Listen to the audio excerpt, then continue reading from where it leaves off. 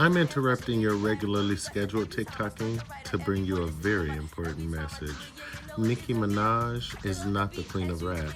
She never was. And lucky for you, I have time to elaborate today. So, when female rap first got started, it was pretty much credited to Roxanne Shanté. And Roxanne Shanté was pretty much famous for the very first female diss track, right? After Roxanne Shanté, we start to get acts like Oaktown 357 and JJ Fad before we started to move into the Salt and Pepper era of female rap.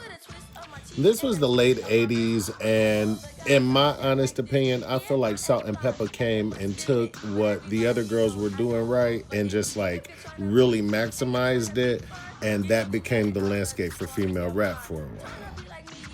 We had started to get artists like MC Light into the picture, and she was doing like a more conscious rap type thing. And then we got like a artist like Queen Latifah. Now, Queen Latifah was pretty much like the pinnacle of hip hop rap coming into the 90s. She did a very, very conscious thing, also making it like radio friendly. She made it mainstream. She was a very, very powerful and influential artist in the early 90s. In my opinion, I feel like Queen Latifah was the original queen of rap because, like I said, she had taken all of the things that she had learned about rap before her own tenure and took those things to make a giant impact. She eventually went on to win Best Rap Solo Performance for her song UNITY, which was a female empowerment song. And I feel like what she did really pushed the female rap genre forward. So in my opinion, I felt like she was the very first queen of rap.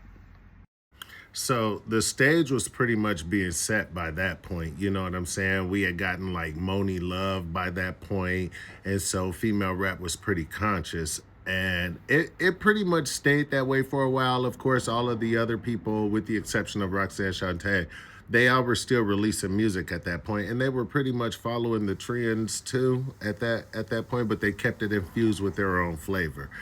Eventually though, we got Lady of Rage, and she was the she was the first female rapper that I can remember in my childhood that rapped like about the things that the men were rapping about. She was really, really, really hardcore.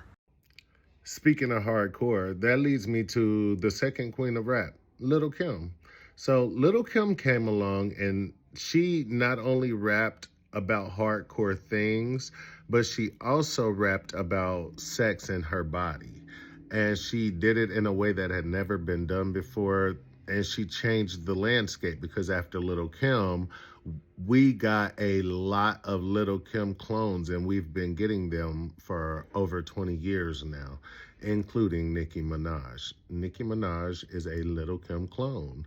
When she first came into the game, she directly emulated Lil Kim, and the way that she modeled her career was a direct influence of Lil Kim's. I really, really hate when we have to have these discussions because we have to talk about the influences that Nicki Minaj actually had instead of the ones that she talk about. And also we'll have to talk about the sad decline that she's currently on. I'm going to spare everybody those conversations today, but I definitely did want to come on today to remind you guys that Nicki Minaj is not the queen of rap, and she never was.